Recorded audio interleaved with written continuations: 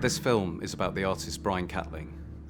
Brian is known as a poet, an author, a professor of fine art, a sculptor, and many other disciplines.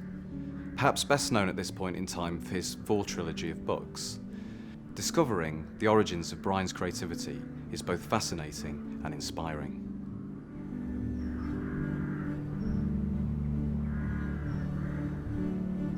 I've always lived more in my imagination than I have in the world, but I'm not the kind that kind of goes into it and sits in a corner and stares at the wall. I have to produce it in some way. I have to make a manifestation of my imagination, and I then want to see what that looks like. So the next thing I can make can be a reflection of that.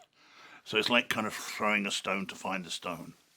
I started off being an artist, making things, making pictures, making sculptures. Then I started to write poetry quite a long time ago. The poetry turned into prose, and on the side of it I developed a performative practice. Painting, drawing, making things, it all came together. It's always impossible to say why. It's just there. I mean, my origins are a bit peculiar anyway. I don't know what they are because I was adopted at a very early age. So I can't trace back lines of influence or lines of hereditary that kind of tells me that person was talented, this person was talented. But it was just a natural thing. I had a stutter, I still have a stutter. So words are a little bit of a problem, but making things wasn't. That was the way to do it. I could move quite quickly by making pictures or making objects. I became aware that it was an obsession. And most obsessions, especially if you live in the Old Kent Road, lead you into bad places. So I tailored it and directed it in a certain way.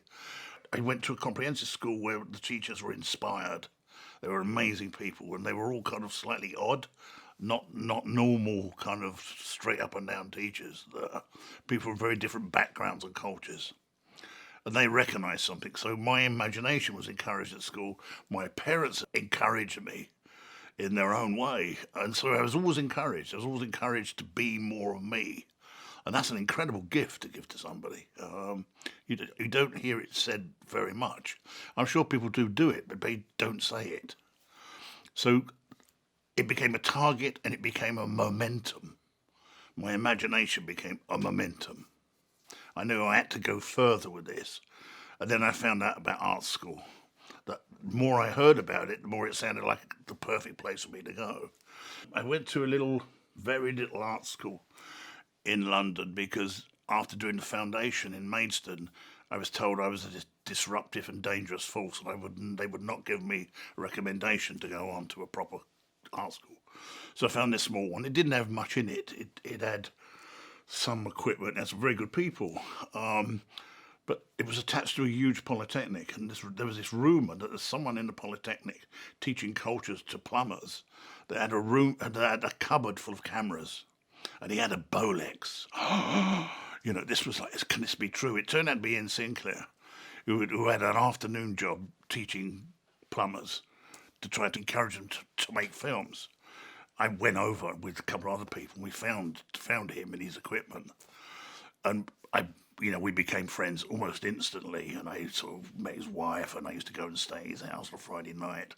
And he showed me the first publication he made, and then suddenly the poetry, for the first time, was considered to be publishable. And in fact, he published the first book. Imagination is the venom passing slyly through the vein. Real poison acts less painfully, forming higher notes that weave across the landscape. It's done automatically, all delicate intention missed, cushioned seat free from burns and insidious hospital logic. To construct the voodoo confessional inside a convulsion takes greater clarity and acceptance, beyond the wall of guarded sperm, beyond the faint glow of sainted domestic fury. I sort of decided along the way I wanted to be in education as well, for 2 reasons. One, I wanted to put something back in the pot, and I also knew it as a way that I could, because I wanted everything I made to be experimental and to not have a kind of financial structure in it, I needed a day job. And then I needed one I thought was something I could do. And the teaching thing, I found the best teachers I found were people, and in art school and in postgraduate, were those that encouraged me to hear what I was saying. So I use that technique as well. So I become a reflective mirror to the student. So I ask the student a question, and then they hit the reflective mirror. And what I do is I change the concavity of the reflective mirror. So the idea comes out between us. So after the tutorial, after a conversation, they go away thinking about that, not about me, and sometimes not about them, which is a very important thing for an artist, to get the thing out. There's no point sitting in a pub talking about all the things you're going to do. You've got to get it out into the real world. You've got to work it. So that's the way I teach. And a friend of mine, he said it really simply. It's kind of crude but effective. He said about teaching no prisoners and no disciples, and it's as simple as that. And you give them. Because teaching art and the old notion of art in art schools, it's the only thing in education where they are the subject. The moment they walk in the door, we're not talking about dead people, we're not talking about other things, we're not talking about experiments that have been made, we're talking about you and what you want to do. And that's the first question. Tell me what you want to do. Tell me what you imagine kind of artist you want to be. Tell me what you'd like to make. And I'm here to help you make it, or to find a language or an articulation or the mechanics of putting it into another form. And that's why people who say they can't draw or can't make things or can't do anything, the first thing I say, well, let's just not talk about you then. I'm sure you can, but let's talk about you being somebody else. If you were somebody else, how would you make this? And they know. They all know. If you say to someone, it's not you, tell me about you. Imagine you're somebody else. Tell me that person is right. Now get them to make an object. Whoom. They're drawing. It's so simple. And we're all so fooled. We're all so confused by what's happened at school and the things we've been told we can't do or we're not good at. Well, there's not much point in doing that. These are things that make the human spirit brighter and make the imagination brighter. And they're always being diminished by other forces. They're always being taken away from individuals and tried to be put in some other place where they're safer. And I don't like that kind of safety. Something happens in English art school teaching that generally begins because you have this conversation about the work and tell me where you are. And then pretty soon in, especially with the work in the room, the teacher or the tutor will tell you what's wrong. Let's talk about what's wrong with it. Now, I don't do that. I talk about, let's celebrate this first and then see if it needs any adjustments. If you start from a point of negativity, that something's wrong and we can make it better, you've already killed the work that's in the room. Even if you go back to do something, you've actually cut its throat quietly in the corner. But if you actually encourage it and say, hey, this seems to be going this way, or this is going that way, you're inventing two more paintings. So it's not a magical thing. It's about listening to people, and it's about encouraging them to listen to their self. But perhaps that's what I'll start to do to me now, which I've never been a great... I don't do meditation and interior reflection. Everything goes out. A lot of things I do are kind of working against things.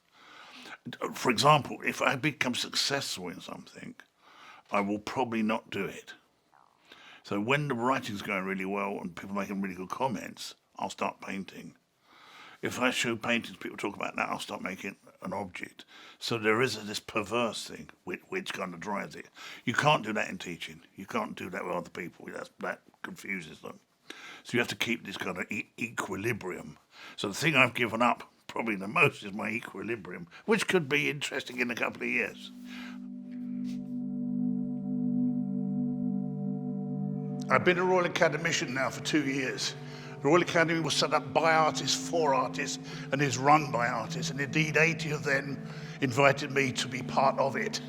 It's an enormous opportunity to bring contemporary art here and to become part of what this place is, and it's a tremendous honour being part of this great institution.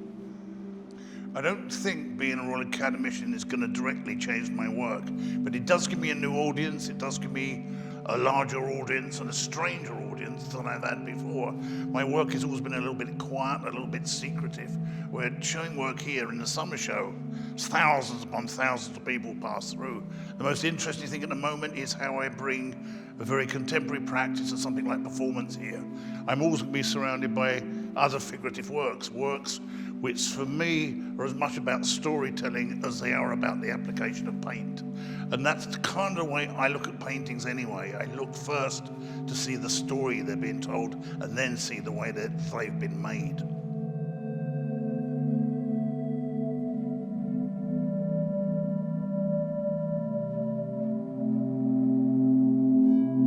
There's a kind of haptic learning, there's a learning by making things, which you're not going to find in a book, you're not going to find by listening to somebody or being given information. You just got to pick up the stuff and move it around, turn it inside out, make things. Something happens in the brain, a different sugar comes out, some kind of memory trace, a different path of imagination. And I don't know any other way to do it than that. And that's by, it can do it through drawing and painting, anything where you pick up a blank thing or a piece of material and start to turn it into something else. So that's the bit which I call the need for unknowing. But there's all sorts of funny little bits and pieces, like kind of musical songs and things which kind of coming, some of the things that Shirley Collins sings that have such potency.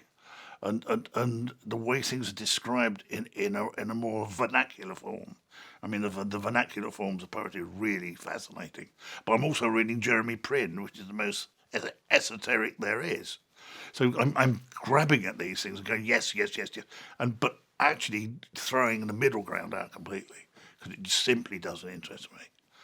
Sinclair's been, for years and years and years, encouraging, threatening, cajoling me to write a novel. When I made The Vor and gave it to him, he couldn't believe it. He still can't. He's still in some degree of shock. The opening sequence was with me for a long time, the man making a bow from his dead wife. And I tried to write beyond it. I got to page 3, threw it away year after year after year. I can't do this. I don't write prose. I'm a poet. And by a series of circumstances, it happened. One of the circumstances, someone gave me a book to read on an aeroplane. I was going to Australia to do a residency. About a third of the way through, I thought, this is bloody awful. I can do better than this. And the other part of me said, prove it, do it. Don't just, mouth it, do it. So I started to push further. And I thought it would be a little thin book. And it wasn't. It started to grow and grow. I was waking up earlier and earlier in the morning, writing more and more. So the story unfolds and the people unfold in it. And suddenly there are traces of it back in my poems. There are traces of it back in things I've done a long time ago. But suddenly it was like the big picture was there. These ideas could now come out and be fleshed. Especially in America, people say, well, what was the cathartic experience that allowed you to do this? And I said, I think it's called a laptop.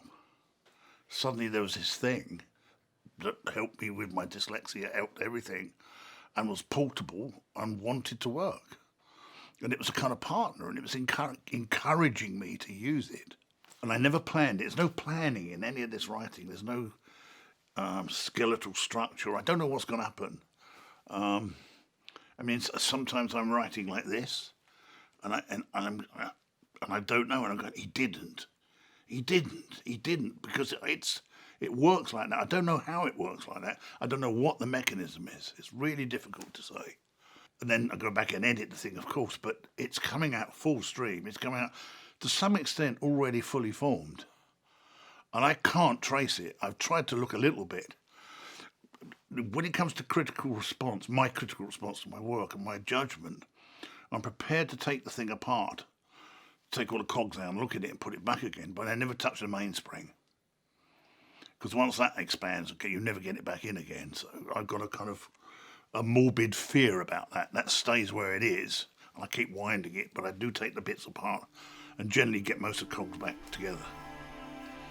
The trees breathe and accept it all again. Unnatural greens cuckoo the sensible blacks where the great forests live. Men and other weaker beasts grow in confidence and dare to believe that the place is theirs. For a few hours they stride and hack at the rim, shouting to match the sunlight. I was at a reading with Ian Sinclair and Alan Moore, and at the end of it, Alan said, what are you doing? And I said, well, I've just finished this thing. He said, oh, I'd love to have a look at that. So I said, okay, so I gave it to him. He then, sometime later, had a radio interview where somebody asked him what he was reading at the moment. And he said, this book, The Vor, and it's the most impressive thing he's ever read. Then the phone started ringing. So the first publication was a small press, 3 guys who put it together with their own money, no money exchanged between us. But it never really got further than their immediate environment. It never really got into bookshops. And it needed to be re-edited, seriously re-edited. And Terry Gilliam and Ray Cooper got together and found me an agent, a very good agent. That agent said, okay, we're going to do this. I go to New York for completely different reasons to make a performance. While I'm in the hotel, the phone rings, and I pick up, this guy says, hi, I'm Seth Fishman. I'm your New York agent. I said, I didn't know I had a New York agent. He said, yeah, you have. And Random House really want to talk to you. So I go up there and we go up in this gold elevator. And I'm offered it. I mean, it's like kind of, I can practically come out and sort of tap dance down there in the middle of Manhattan, because that's what it's for. I've seen it in the movies. Now there's a conversation about it going to be a film or a television series. If you take all the things I do, like writing, making installations and objects, performing, and you put them in a box and you shake it up and empty it out, you get filmmaking, which is one of the things I was really interested in doing right from the beginning. But in the old days, before digital cameras, filmmaking was a long process. It took a long time. It was expensive. And I'm impatient. I like to make things at the kitchen table. I like to be able to make things anytime I want. I couldn't. So I think what I did was to deconstruct filmmaking into these other things, these other parts, and work on those. And then sometimes I made, when digital cameras came, I'd made video films as well. And then I wrote some things with Tony Grisoni, some screenplays and things, and we made those. And then gradually, it was the same thing again. It was still equipment, people, time, money, organisation, not the direct thing. So writing is an essential act. It's a direct act.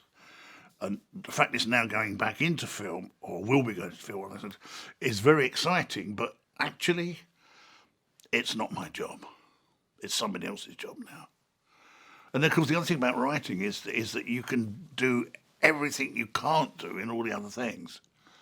You can change gravity, you can change persona, you can make things. I mean, the fact that all the things in the book are alive, all the things have a sentience of some form or the other.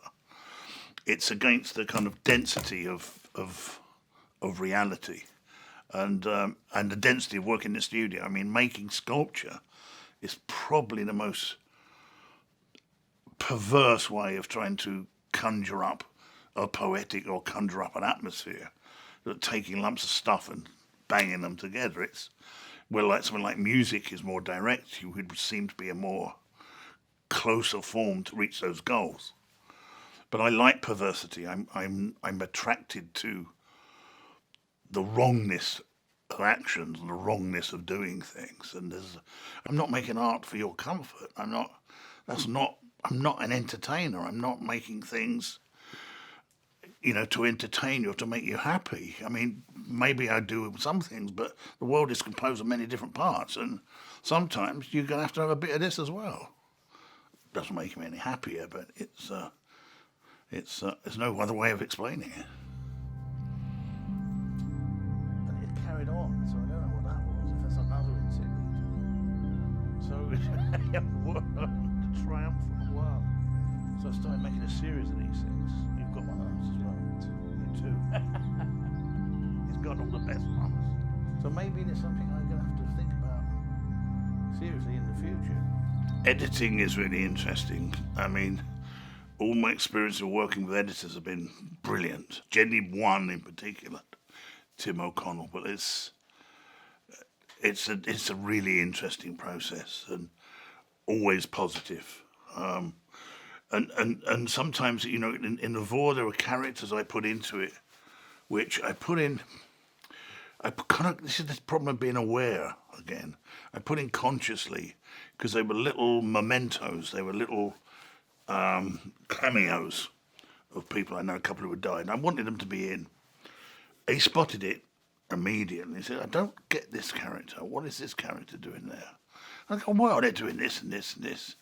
He said, yeah, but they're not taking the plot anywhere. They're just kind of slowing it, or they're doing this. And yeah. And you know what? They're there for sentimental reasons. And he spotted them straight away. There's 3 of them. And, and they're all in different places. Gone. They have to go. So when I was up in Edinburgh, we was doing a question and answer thing with Stuart Kelly. And he said, what does it feel like, when you have a character taken away and you have to go through the book and remove them from all these different places? And I said, well, it's kind of all right, because once it's gone, it changes. It's a bit like there's a squid in there, or an octopus in many different places. And you've got to get in, and you've got to get it, and you've got to pull it all out in one go, not break any bits off. And then for a few moments, there's the hollowness, the impression of where the body was is there. And you could pour plaster in it, you can make a cast of where the thing existed, where it lived on the pages. And that would be an interesting object. And I looked at him, and he was just you're describing a sculpture, you're describing a squid as a character coming out. I said, yeah, but you got to understand, because once it's out, if you don't make a cast of it, it will all close back again. So it'll close back and you won't know where it ever was. And that's what's happened with the edit. And sometimes these crossover points, and one other thing he said his questions are really good questions.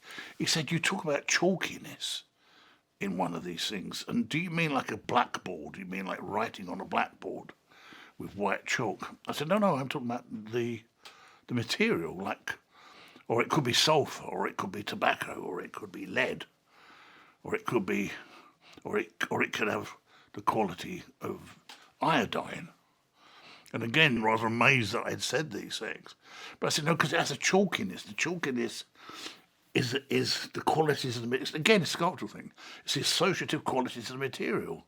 It's white, it's porous, you can feel it on your mouth. I describe chalkiness, you'll feel it in your mouth. You can see the stains it makes, these marks on your clothing it has. And if we talk about sulfur, it'll do that. And if we talk about iodine, it'll do something else. So they're things, they're like taints, they're like conditions.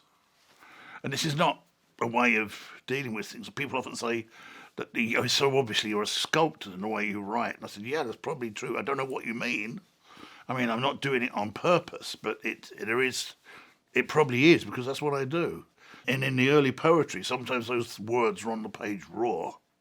They're there to be a presence, to actually say, to stop you in a narrative flow by imposing a material or a process. And I think it's kind of like in a reverse way in the sculpture studio. That I'm actually, as I said before, taking inert things and putting them together. And what happens if I try to make this one speak to each other, or make this form react to this form, or that shape react to this shape? So sometimes it appears to be abstract, but it's never abstract, because it's always attached to a resonance of association. Beckett's a really interesting writer because he sets things up where you know what you're looking at, but you also know it can't exist because it's changed its dimension in some ways, changed its time. And Samuel Beckett was a great influence to a group of 70s sculptors that I was kind of on the corner of, who were trying to make work like that, make work that has an associative meaning, that you come into the objects by a form of recognition, but then when you actually get to them, you realise it's not that thing at all, but it's something else. So you deal with the something else, and you deal with the false memory at the same time. And that's in Beckett, all through Beckett. Entrance suspended over the hunting fields, not death, the living vine, calligraph's subtle anatomy that cannot be called heart. Blood will not be strangled in prosaic diagram, the home, the work. Its heat wallows menacingly in a thin glass chalice. Simple, splinter along the doctor line. Drug putty from warm dust pockets cannot harness the right pressure of that thunderous colour. sometimes when I start with a thing, I'm not sure what form it's going to go into. I don't know if it's going to come out as a piece of writing or a painting or a performance. And sometimes it comes out as all three. Or sometimes I'm in the middle of one and it takes a wormhole through to the other and it's dropped. And I suppose the most obvious version of this, when I was making video works, I was making performances for camera. So I would set the thing up, someone would film it, and I would make the work. There was one called Migrant, which I made in Norway, where I started in Trondheim and finished in Oslo, and it was a crawling man in landscape. So we'd drive along, I'd see the right landscape, get out the car, crawl for a while, it'd be filmed, get back in the car, travel on. So a crawling man in a landscape means one thing. A crawling man in a city means something quite different. These were experiments, and sometimes that would turn into something else. And so I made video works of the Cyclops. So I was painting Cyclopses. Cyclops has been a continual theme. I know where it comes from. I'm very clear on this. In the Hunterian Museum in the Royal College of Surgeons, in the old Hunterian Museum, there was a side room for dentistry and other things. And there was a little tank that had a child's head. Not a fetus, it was a bit too more developed than that. And it was a Cyclops, and it had one eye with two pupils, red hair. The features were distorted, the mouth was distorted, but it was human enough to imagine it becoming an adult, to imagine it being, having intelligence and moving. And I was amazed by this thing. It was also grim. It was everything of nightmares.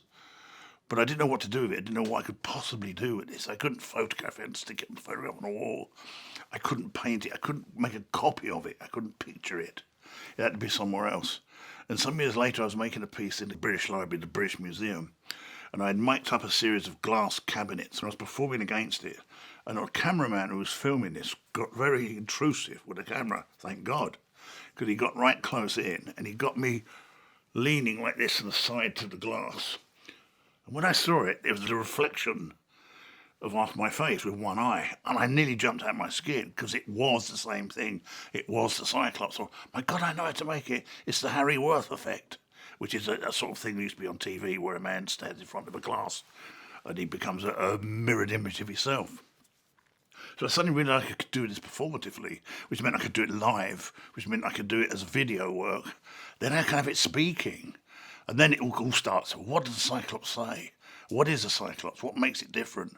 Well, it's conspicuously it has one eye. But you and I have two eyes, and our optic nerves cross over.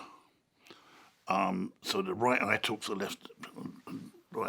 This is a straight tube. It's a straight channel. So that probably means that the brain isn't divided. There's no division that we have. So it's a single brain with a single eye. And then you start to think about the monsters of Cyclops. You start to think about how would that thinking work? How would that sensibility work for something that didn't have those divisions? So then it started to come out more and more. So I started to paint portraits of these things where I would literally just begin by pop the eye, one paint splash, and then build out. By the time the picture was finished, it was no longer a paint splash, that had gone. And of course, it occurs in the Vor, in the novel. It wasn't a question of designing it to walk in. There was no choice. It just presented itself. I've got to be here. I've got to be part of this. There's got to be a Cyclops in it. This is another opportunity to expose how a personality like that would work. So I had the thing of bringing him in as a very fast-growing child, being brought up by androidic creatures, artificial human beings, which are never described where they came from. But he kind of becomes the central figure of it. He becomes the central character. And I don't know, I keep thinking I'm done with that. Occasionally another portrait comes up, I just got to do it. Often I'm painting another painting. And I go, that could be quite interesting using this colour for a... So I'm on the other hand, paints another Cyclops portrait. I'm looking at Whittenham clumps, two very smooth, prominent hills, and were painted by the artist Paul Nash continually. The thing of coming back to the same subject again and again, lots of artists do this, and it's often to try to sink themselves deeper and deeper into the subject or some kind of quality of the subject. So he made paintings by coming out here, but he also made them in his home in Oxford. He took something of this place back. It's kind of what I do with the Cyclops portraits, and I'm thinking of doing with some bits of landscape, maybe even that one.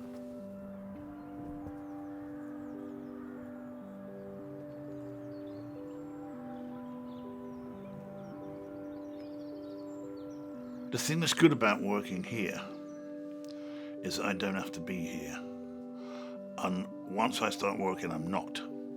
I mean, I can work on something, especially the writing, until it gets dark and I haven't noticed.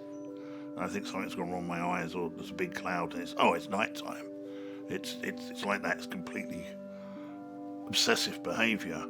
But I'm in another place. I'm in an invented world, and bringing in lots of things I know from outside, certain effects, certain conversations, certain incidents that I can find a way of reinventing or realigning, either as a picture or as a story or as a kind of atmosphere.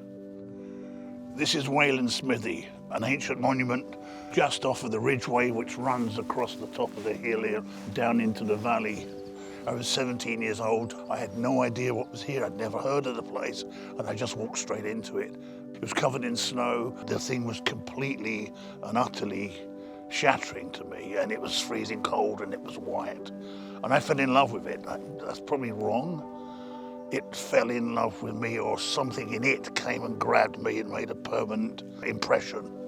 This is sculpture on a huge scale and a huge meaning, and it's not something you can go back and make in a London studio. So I had to find another language, another way to capture this atmosphere and this power. The presence is still the same place. The place is as strong as the objects in it, and they become one thing. But as an artist, part of the job is to make it in a different way. You've got to make something else that is generally not an illustration or is not a picture of it, but it's something you can try to put in a painting. It's something you can put in a story, not knowing what the plot is, not knowing what the people are going to do, just having the place somewhere sitting in front of you, waiting for something to occur. And sometimes that's enough. That's enough to just get the entire thing to move forward. Now I'm seeing things in a different way. I'm making notes in a different way. I'm taking photographs in a different way because I've got more time. And I now know that everything I see and do is material. And it's that transformation. It's the same about places, about taking those energies from last night. When we turned round to leave from Wayland Smithy and the light had gone, it reached this greyness and the birds started to sing. There was this kind of slightly magical thing of things being packed up and walking away, because you know in your head, as you go down the track and get in the car, some part of you goes back because you know what it is when there's nobody there. Some places have gone deeper, or they've been enforced deeper in memory by incident. There's a place in Gozo in Malta that I used to go to a lot, a little village, and that is basically the village in the war.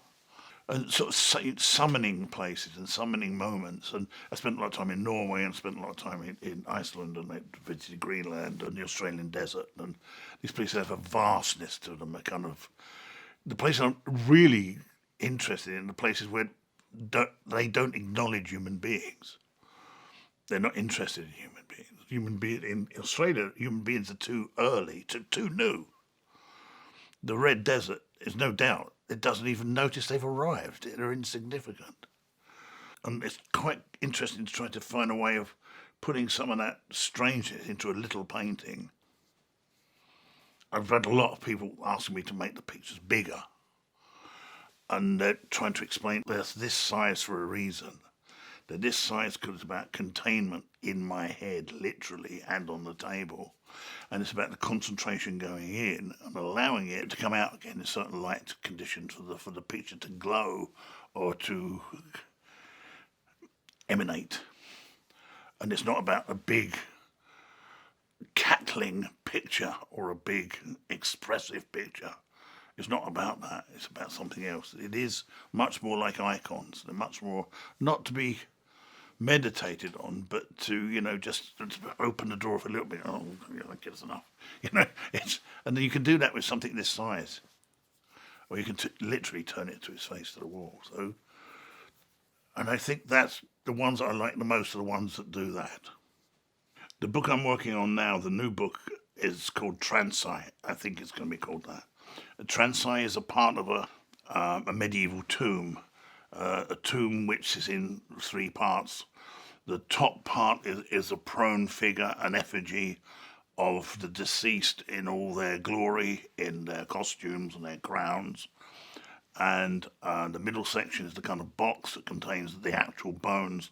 And below is a sculpted effigy of them in death. It's a figure, it's an emaciated figure of someone who's passed just into death, showing the bones and showing the ribs and showing that they've gone, and it's a corpse.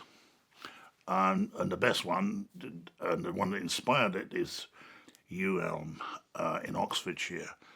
It was the home of one of the most powerful medieval families, and inside is one of their daughters, Alice de la Pole, the granddaughter of Chaucer, and she's still there. Her effigy and her presence in this church is incredibly powerful. So this is a tomb of great expense, but these guys, these angels, are amazing because they look like they've got scales on, but it's what's down there which is most amazing. That's a real masterpiece of carving. And you can see how emaciated she is, how the flesh and the bone work. That hand is really something special. I've been looking at this for quite a long time and taking people there and always thinking there's something to this and there's something to do with this. But like the Cyclops, not quite knowing what it was, the original Cyclops, not quite knowing how it was going to be made. So the narrative part of the story is set at that time when the thing is being made, it's being constructed. So it's about how you carve a block of stone, a block of alabaster, into a dead figure, how you actually make it, which is a complicated procedure, especially if you've never made one before. And there's always that time when someone asks you to make something that's never been made before. And this parallels my own personal experience of losing my partner recently. And she died of cancer, and I watched this beautiful, amazing woman gradually become cadaverous before my eyes. I saw her change. And over a long period of time, you don't register that. It just happens. And then she died, and so I don't normally write directly into my experience. I certainly felt uncomfortable. The story was going in my head. I woke up in the middle of the night and went, oh my God, you can't write this. It's Rebecca, you can't write this. It was like they had been going along a parallel. So close, but not having done the obvious thing of seeing each other. There's very little information about people who carve these things, but one of them is a debate around anatomy and artists seeing anatomical specimens, or artists seeing deceased specimens to be able to learn the thing. And my idea in this thing is if you've seen it once, you don't need to see continual cadavers and make drawings from them because you know what it is. And if you've seen one and then you carve one close to it, you're probably going to carve the same thing. So the carver who's gone in the story has gone through a similar experience, and then he's been asked to make this thing. It's not that he was hoping to be making the top one, but circumstances changed, so he's been given the bottom one to carve. And of course, what he's doing is he's carving a portrait of his wife. And then it's also a ghost story. It's also a love story. It's also a reflection of 2 very different times, and it's full of landscape and it's full of weather conditions. And it's not a dismal thing, and I don't have a need to write this. It's not a cathartic kind of thing. It's just a really good story, and it's one that's it's propelled itself and attached itself to me to such a degree that I can't shift it now. So I've only got one job to do, and that's to write it, and I don't have any choice about that. So I'm going into it. It's in a much more intimate way than anything I've ever done. I'm more aware. Awareness is something I always try to leave hanging up outside on the hook, but this one, it's a bit close. But so far, so good. It's going. So I spent a lot of time doing research on this, reading stuff up, finding out there's very little information how these things were made, or indeed who made them, or how the artists worked together, or what was put together. So, and then using my instinct on the rest, using my instinct and talking to someone who's actually carving something at the moment about how this thing works, what this material does, and how long it takes, and what happens if you make a mistake. And you can't patch it back up, you've got to start again. And so there's different times written in. There's a contemporary time of two people in Connecticut, one who is studying this thing from afar and then decides that she has to go and confront it. So I don't really know what the end is, I don't quite know how to begin it, but I'm writing in the middle. Small light, uneven, almost forgotten, the shrouded, aging laboratory flame set into the bend a mile. Saint, poverty shredded, growing ivy beneath the skin. Prophet, death roadside, a haunch of Hessian and Latin, star-pierced, transfixed by bread and stone. We are in the first operating theatre of St Thomas's Hospital at London Bridge. 50 years ago, I came here and come into the building and shut myself in and draw for hours. It was a way of taking this place in as memory. 20 years later, I set up a performance piece and helped Ian Sinclair launch his book, Whitechapel Scarlet Tracings. And we're back here today and it hasn't changed a bit. I can't say I'm a modest man, but I don't have that level of vanity that drives it forwards. That's not the me part of it. It's part of the process, part of the machinery to get the thing made. And everybody has it. And this is something that can be developed. Again, with the teaching and things, people have different levels of performed shyness, different levels of performed confidence.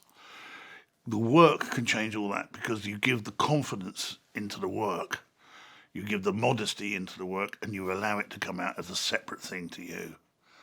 All these things I've loved and seen and admired and wanted to be with and own. I can have it. It's here. I don't have to own any of these things ever. And I don't have the need to. Because I can make it up. That was probably that was a silver bullet moment. That it wasn't about sort of great creativity or anything. It was about a different form of possession. Because you've already done it, you've seen it, but you can have it again. You can write it and you can pass it on. And that was like a really strange thing. And then, I've never owned anything. I've never had a house or a car or anything like that. I never felt the need, but now it's even less because it's all mine. It's all ownable as fuel to turn into something else that can be then passed on. And that just makes the world slightly different. I mean, it makes it all permeable. I've never felt comfortable with I in writing or in poetry in particular. It's the last person I want to walk into the room. It's the last person I want to be telling the story. It's the last person I want to be performing it. And I don't make self-portraits like that. They're always something else. So it's always we, or it's a collective. It's an association that we can share, which puts the viewer in a different position. It makes them more part of the action, more part of being, having responsibility. The moment you say I, you reduce it because it's them. Whoever that I is, the writer or the person in the story can take responsibility for it. They don't have to anymore. And it's about withdrawing, but allowing something else to go forward. I'm not sure it's to do with modesty. I think it's to do with something quite different. It's not tethered. It's not got a stake, which of course is an eye. Bang. Middle of the thing, everything's tied to it. They can only go around in circles. Yeah, that'll do. I'd like people who saw this film to understand that what drives me is the power of imagination. The power of the imagination and how far you can go with it. And that's something that everyone can develop. It's something that it's the ultimate gift. and I'm obsessive, and I make it that way, and it becomes my creed. But everyone can do that. Everyone can develop their own version of imagination.